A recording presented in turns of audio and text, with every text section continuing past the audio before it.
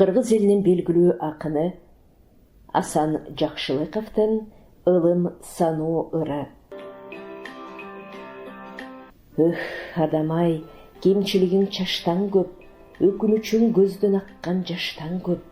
Залал ойлоп, кыянаттык кылганың санай келсек, сайда жаткан таштан көп.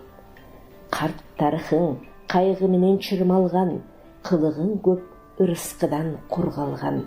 Могу дүйнө күн жыттанып турса да, сага чындык бурмаланып бүт жалган.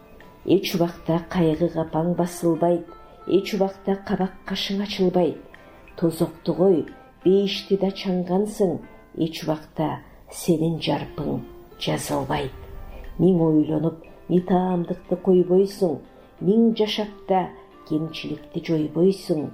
Эмнеге сен өзүң айтчы адам, эч убакта эч ыраазы болбойсуң. Бул жашоого бүтпөй койдуң эркелеп, бүт жыргалды мага жеке берсе деп. Ач көздүгүң ашынгандан ашынат, бүткүл аалам бүт алдыма келсе деп. Жерди ээлеп, кырып жоюп келдиң го, тирүүлүктүн бүт сазайын бердиң го. Арамдыктын анык түшүп жолуна, айрым кезде адалдыкты жеңдиң го. Эми олтуруп, эсти бир аз жыйсаңчы, эс токтотуп тыянакты кылсаңчы, жашай бербей жосунуңду жойбостон, бүт ааламга жек көрүндү болбостон, жаратканды жалгап колдо сунсаңчы.